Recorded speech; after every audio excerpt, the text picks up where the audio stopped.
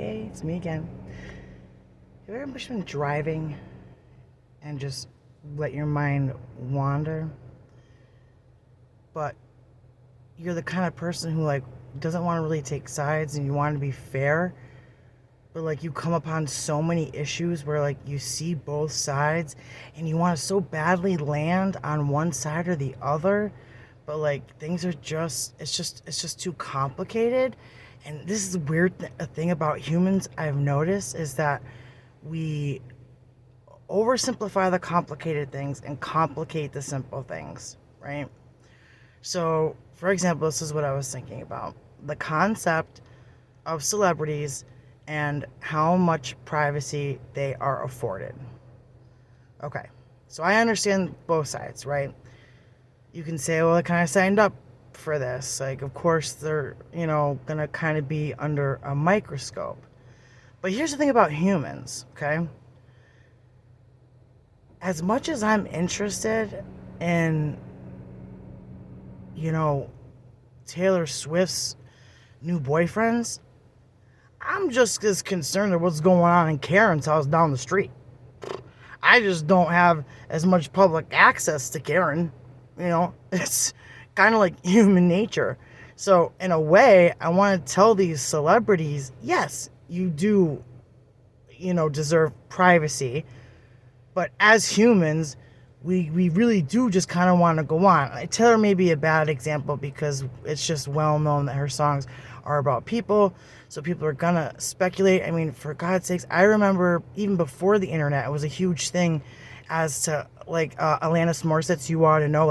Who is it about? I mean, we've been digging for gossip since been prostitutes, okay? I mean, there was probably a People magazines in ancient Egypt on a tablet or some shit on a scroll.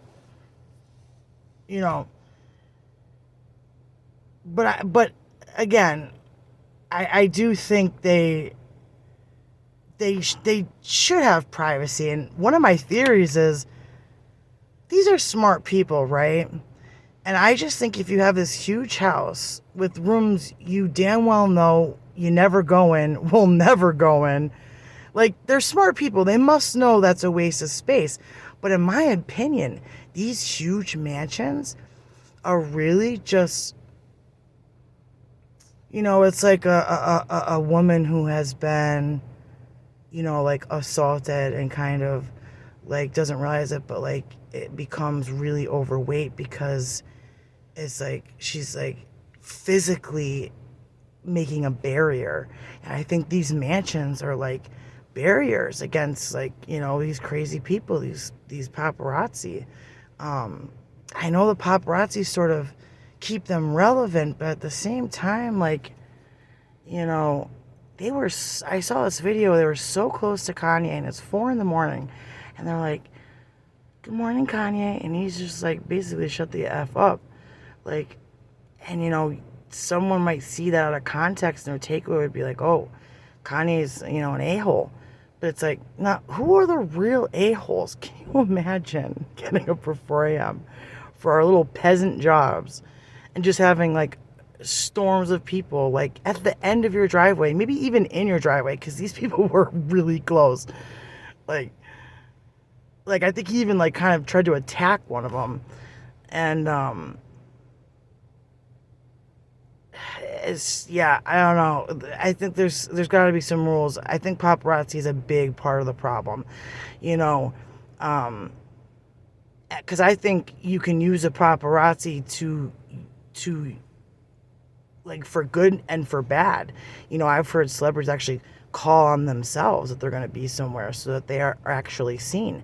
But then someone like Britney, that whole meltdown she had, with the umbrella and shaving her own head, what most people just take that for face value. But I'm a hairdresser, right? And she had for a very long time these extensions that aren't the clip-ins or long sewn-in weaves. They're these little tiny pieces of maybe 8 strands a piece that have a little piece of glue at the end. It's kind of wax, and you heat it up and you attach it to a little part of your hair. Well, if you're not super on top of taking care of it, it can get crazy, snarly, It hurts. If your head gets too hot, that it can start to melt and it'll push down. Like the extension itself will push down your hair, and so all this regrowth you have is not only is, I mean, you lose up to almost 500 strands of hair a day. So every day she's losing 500 strands, and they're all stuck to these little pieces of glue in your hair. I mean, can you imagine, right? Like, I can absolutely see just being so fed up and just shaving my head, because wigs are so great now. Like, who cares? I just get me out of this mess. And I say that because I have gotten people out of that mess. Like, they've wanted to shave their heads, and I'm like, give me 5 hours and some patience, and I will get you your hair back, and I will get you those extensions out of your head. I promise you. Just don't do anything. Let me help you. And I've had people cry in the end. I mean, to see someone cry, to just be able to put a brush through their hair. Now think about poor Brittany, who prior to even that meltdown had already been hunted down. Total lies. She had her son on her lap because the paparazzi had her so messed up that, like, she was worried for the safety of her child. And that's what she thought was the most safe, because that's how messed up they had her. It wasn't that she was a bad mom. It's that they were making it so she couldn't think clearly. Like, that whole thing was constructed. I don't care. Tinfoil hat fam. Here we go. I have one. That whole thing was constructed against her. I'm so happy she's free. But anyway, my main point is, like, I was just thinking, like, about these big houses, these mansions that, like doesn't even look like anyone lives in there. And that's a whole other thing to unpack. Like especially like Kim Kardashian, you know, not only for, like, when you have an unmet need, those are what turn into monsters. And I feel like Kim has a lot of unmet needs, and is just too proud to really truly share herself. And I think she knows, you know, decorating her house in whatever way she actually would want to decorate it would give a piece of herself away, since they've been on that show for so long.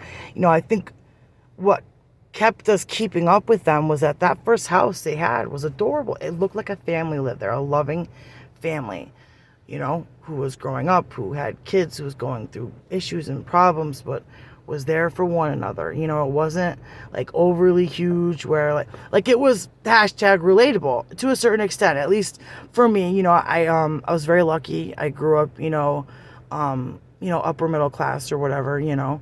I didn't live in like a development type area, but I lived in like a really nice old huge Victorian house. And I had the run of the place, you know. I was an only child, so, you know, my friends and I got to live our best life.